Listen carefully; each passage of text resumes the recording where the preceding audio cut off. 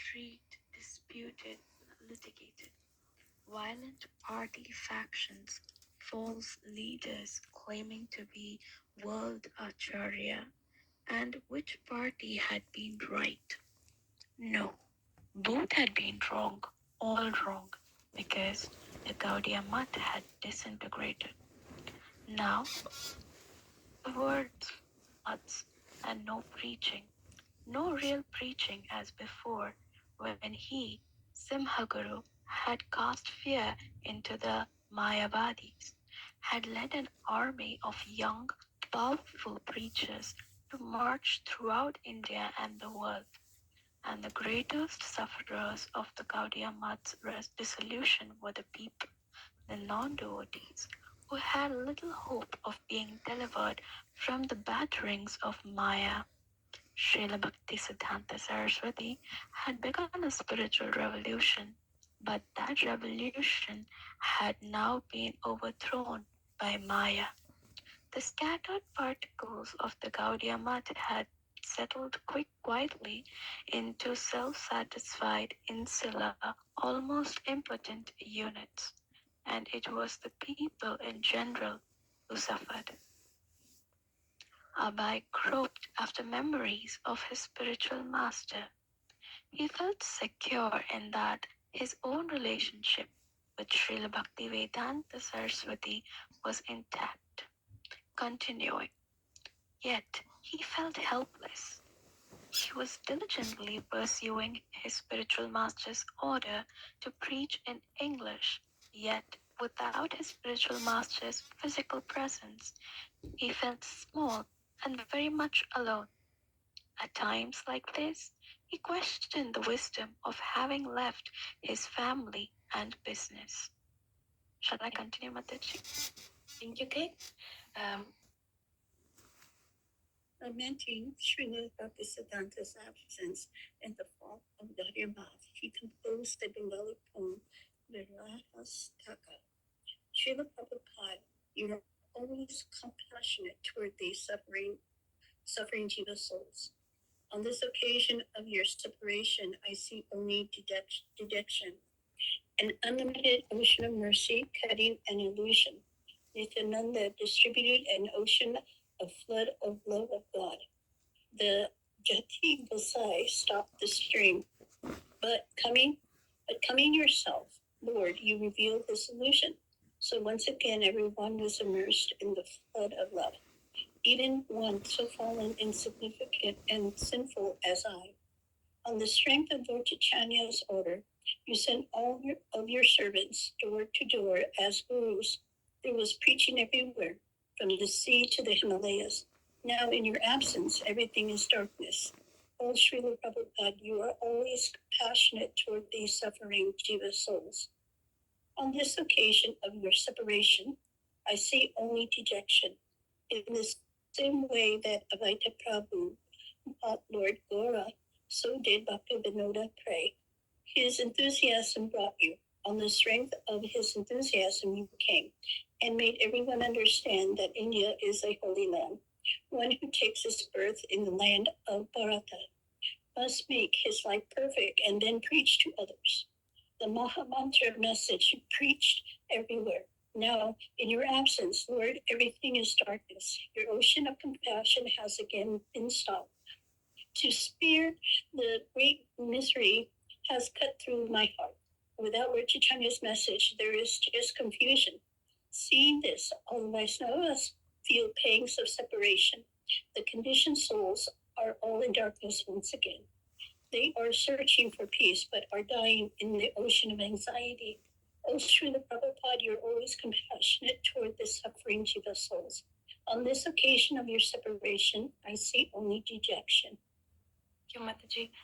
Jesus, please. Was a dark view, the golden era. You're on mute. Forgive me, that's my mistake. Please. A voice that was dark was a dark view, the golden era of preaching that had flourished in the days of Srila Bhaktisiddhanta Saraswati was no longer. By the influence of Maya, a boy wrote, "Now everything is darkness. All devotional instructions have been destroyed. Now everything has been reversed. Meditating on that great personality possessed of the divine power to save the entire world, a boy expressed his feelings of weakness and helplessness. Because of those not fixing devotional service, many branches have spread all over. Your conclusive message did not touch the ear. Where will I get the strength for the Sarkintana movement? How could he, a tiny spiritual child, survive without his spiritual father? Now, who could save the world, which was so much more oppressed than ever before? Srila Bhaktisiddhanta had said that a dead man could not preach. Only one with life could preach. As long as a boy and others could deeply regret the Buddhija Math's failure, there was still life and still hope. If everyone obtained this right and went out and made disciples, then the suffering souls in the world could be saved. It was useless to cry over what his god brothers had done, yet in sin and resenting it, Abai found within the pain of what might have been a continuous spark of what still might be. A voice sent this poem and Vrindavana Bhajana to Keshava Maharaja, who published them in the Gudija Patrika. One night, a boy had a striking dream, the same dream he had had several times before.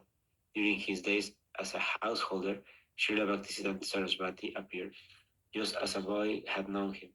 The tall, scholarly sannyasi, coming directly from the spiritual world, from Krishna's personal entourage, he called to a boy and indicated that he should follow.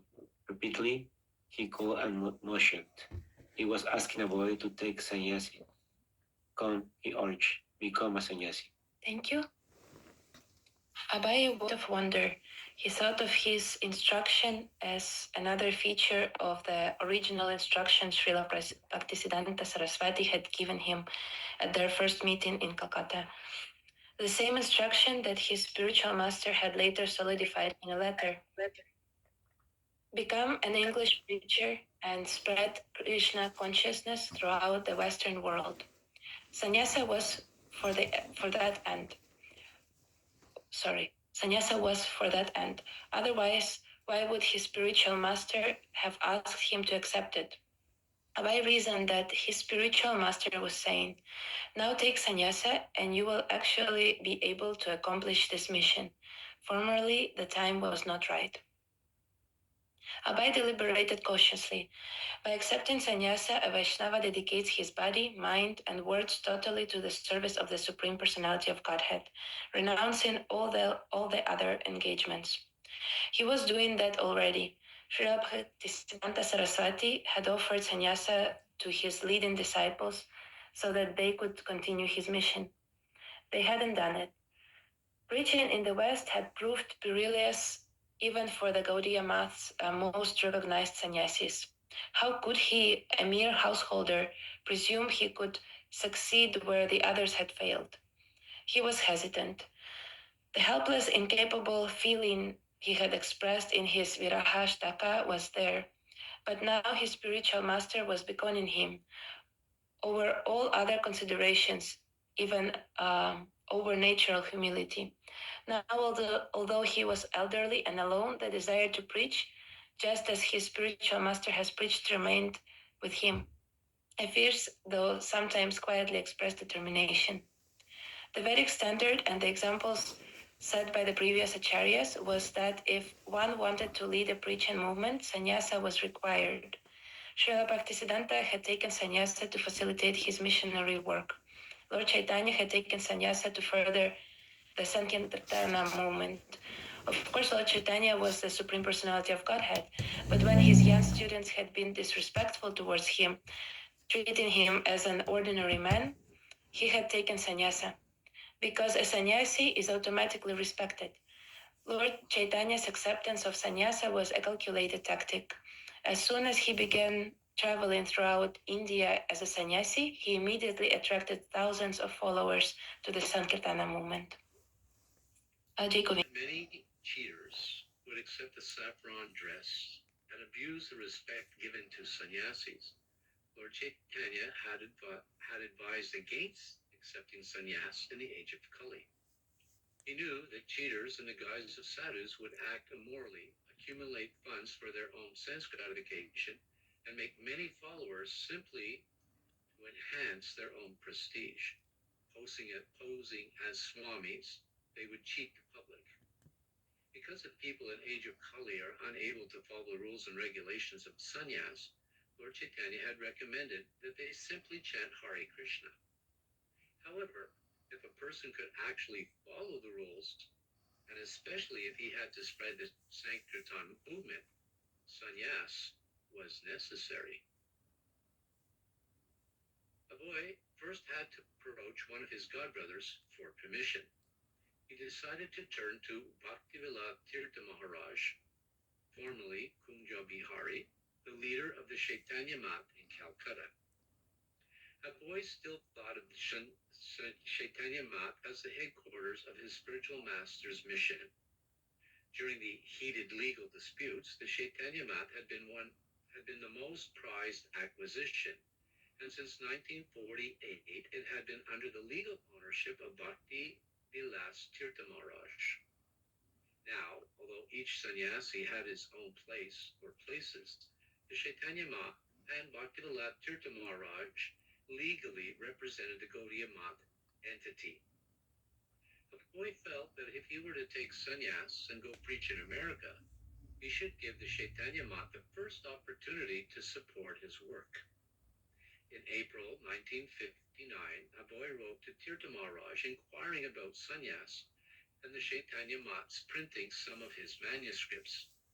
And since no one was going abroad, he volunteered to do so on behalf of the Chaitanya Math. Thank you. Praleen, please.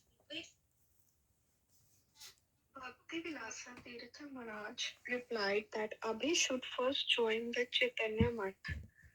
He mentioned the strife that still lingered.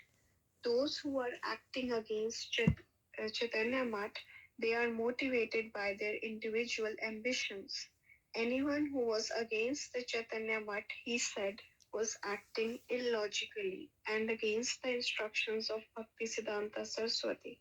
So, according to Tirtha Maharaj, the thing for Abhay to do, the thing he had neglected to do so for many years, was to join the Chaitanya Math and act under his direction. The Tirtha Maharaj mentioned several members of the Chaitanya Math who had recently accepted the sannyas order, and he said that Abhay could also become one in time. He invited Abhay to come reside at the Chaitanya Math. The houses that we have, there are rooms that are airy and well lit. We will treat you exclusively. There won't be any difficulty. We will take care that no inconveniences are caused. But as for printing books, we are eagerly awaiting to print the books like Satsandarbha Vedanta based on devotional service and many other rare books by the Goswamis. First, we will print them. Books written by you will be checked by the editorial staff, and if the funds can be raised, then they can be printed according to priority.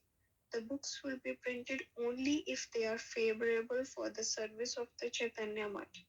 Therefore, if the fund is raised, then there is a plan to go abroad as well.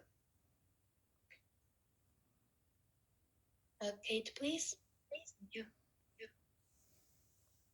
Can you hear me, Mataji? You couldn't hear this? Not encouraged. The main difficulty he felt was the Chaitanya Math's shortage of funds.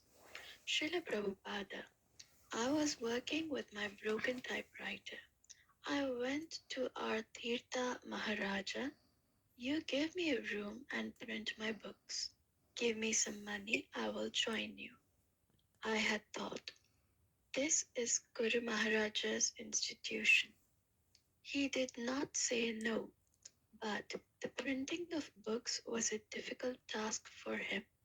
He had no money. He was hardly collecting for maintaining. Printing of books is a big job, and there is no guarantee of sale. Without printing books and going to the West, sannyasa did not have meaning for Abai. And who knew when Tirtha Maharaja would sanction his taking sannyasa?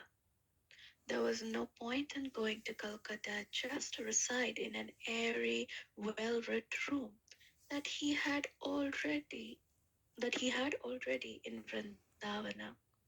Abai wrote back to Tirtha Maharaja, mentioning his direct order from Srila Bhakti Siddhanta Saraswati to preach to the English-speaking people. He wanted to go to the West right away, and he had thought the Chaitanya Math would welcome his offer. Both Abai and Tirtha Maharaja had their responsibilities, but perhaps they could work together to carry out the desire of the spiritual master. Abai asked Tirtha Maharaja to reconsider. On May 7, 1959, Bhakti Vilasa Tirtha Maharaja wrote back, "My suggestion." Thank you. Rani Subhadra, could you please read the answer? Don't make any hasty decisions.